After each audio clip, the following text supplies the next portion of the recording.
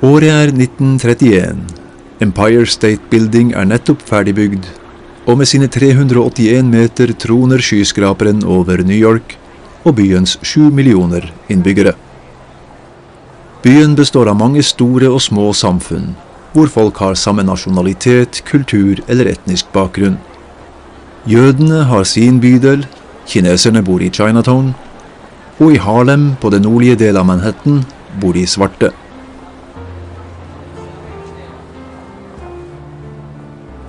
Nordmennene har også sin egen koloni i Bay Ridge-distriktet i Brooklyn. Det er et sterkt og fasttømret samfunn med egne norskspråklige aviser, sosiale institusjoner og et blomstrende foreningsliv.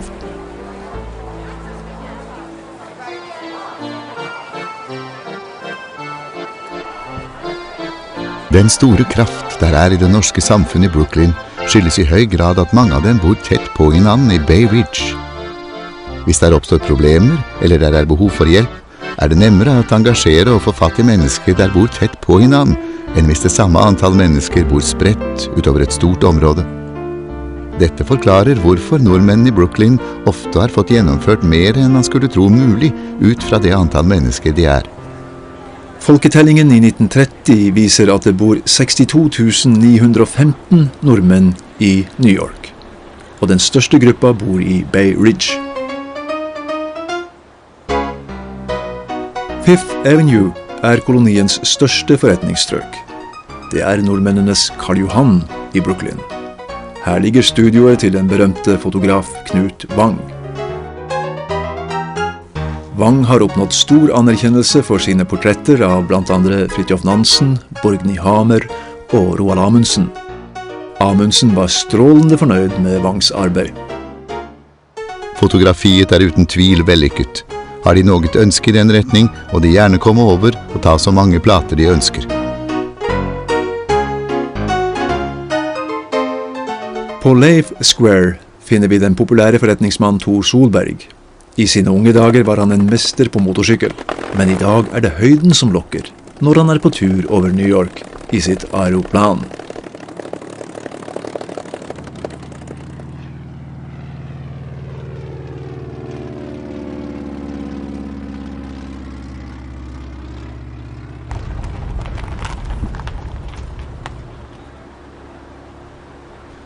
På 4th Avenue ligger det norske Diakonissehospital med plass til over 200 pasienter, den største norske institusjonen i de Forente Stater.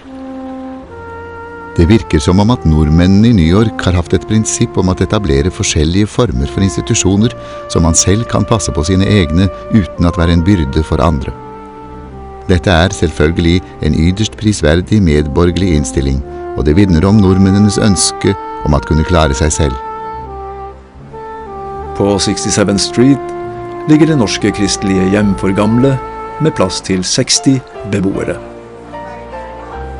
Det er det eldste av de 2 norske hjem for gamle i dette området. Hjemmet ble startet i 1902 på en rett så romantisk fasong. Herr og fru Hansen åpnede simpelthen deres hjem for så mange gamle mennesker som de overhodet kunne passe. Året efter startet man en forening der sørget for å skaffe støtte til hjemmet. De foreldreløse og forlatte norske barn bor på Gubner Street. I 1908 kom ideen om et norsk barnehjem. På få år ble det samlet inn penger til prosjektet i den norske kolonien. Hjemmet var ferdigbygd og klar til innvielse i 1914. Her har barna tak over hodet til de blir 17 år gamle. Så må de flytte ut i byen og klare seg selv.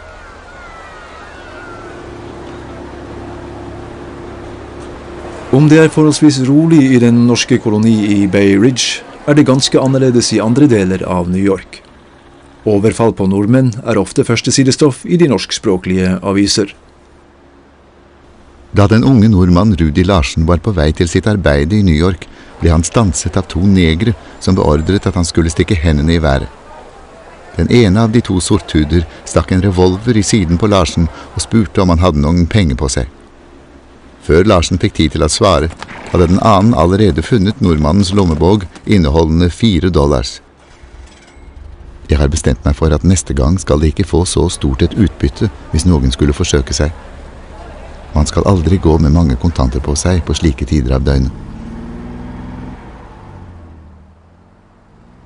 New York er beryktet for sin kriminalitet, men nordmennene får ros for sin lovlydighet. Jeg arbeidet som advokat og offentlig anklager i 25 år før jeg tiltrådte som dommer for 20 år siden. I mitt profesjonelle virke har jeg nesten aldri møtt en nordmann der er anklaget for eller skyldig i en forbrytelse. Som folkeslag er de ærlige, lovlydige, pålidelige og effektive, og de gjør vår nasjon ære. En undersøkelse fra 1910 viser at bare 1 av 150 nordmenn er dømt for en forbrytelse. De fleste tilfellene handler om mindre forseelser, som drukkenskap og forstyrrelse av den offentlige ro og orden.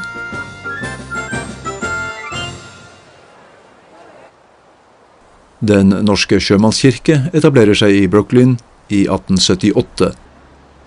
Sjømannskirken er ikke bare et samlingssted for menigheten, den er også et ettersøkningsbyrå for forsvunne personer. Hver dag kommer det brev fra Norge, hvor familier bønnfaller om hjelp til å finne sine forsvunne familiemedlemmer. Min Gud har holdt opp at skrive hjem, muligens de kunne få tak i ham og få ham til at huske på mor og hans 2 søskende. Hvor jeg venter på brev. Jeg skriver dette i håp om at Gud vil for Jesus skyld føre til opplysninger, hilsen til min egen eneste Gud.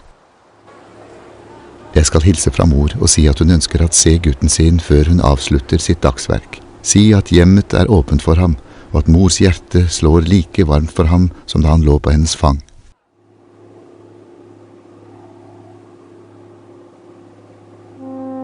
Når folk slutter å gi livstegn fra seg, er det ofte et tegn på at det går dårlig med dem. Og det har gått nedover bakke med mange etter børskrakket på Wall Street i 29.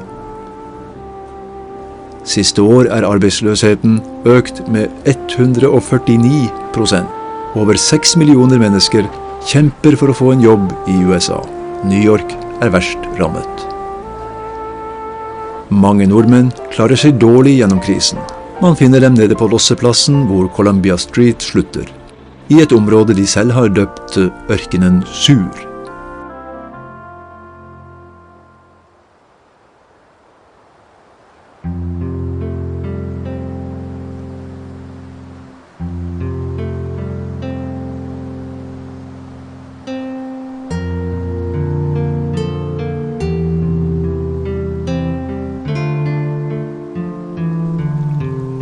Ørkenen Sur, hvor så meget norsk bunnfall holder til, er overbefolket.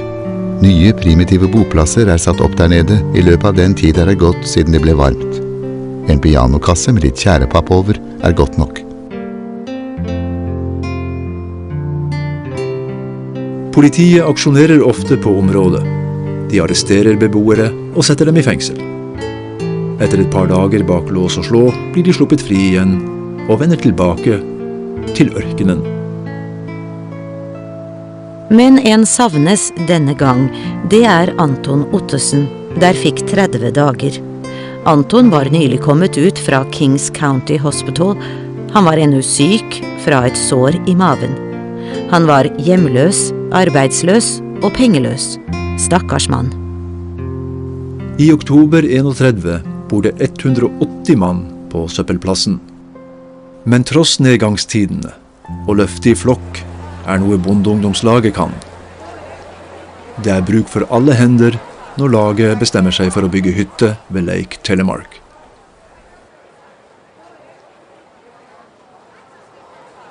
Søndagspussen ble fjernet, og i overholds grep man hakker, spader og spett og gikk i gang med de første byggearbeider. En god del ble gjort før dagen var omme. Hytten ventes at stå ferdig til bruk i løpet av mai, hvilket må skje ikke vil holde stikk. Men kjenner vi bondeungdomslaugets dyktige karer rett, vil det i alle fall ikke bli meget igjen at gjøre i juni. Søndag 27. juli vært en stor dag, for da skal hytta vies inn på store Olsok-stemna der ute. Det har vært mye sang. Ole Vinding med seg Nordmennenes sangforening, setestølene Norgard og Frøyso spiller hardingfela, og leikaringen syner fram sång og turdanser.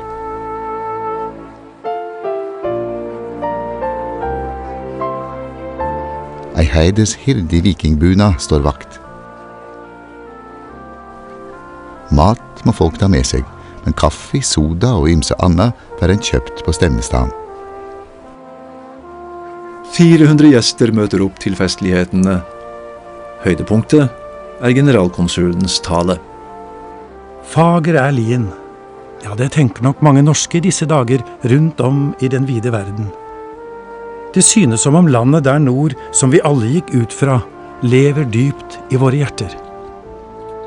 Det må være slik at det er noe sterkt særpreget ved vårt land, ved vår norske fedrearv, som gjør at den som en gang har fått den i sitt eie, bevarer den uutslettelig i sitt sinn.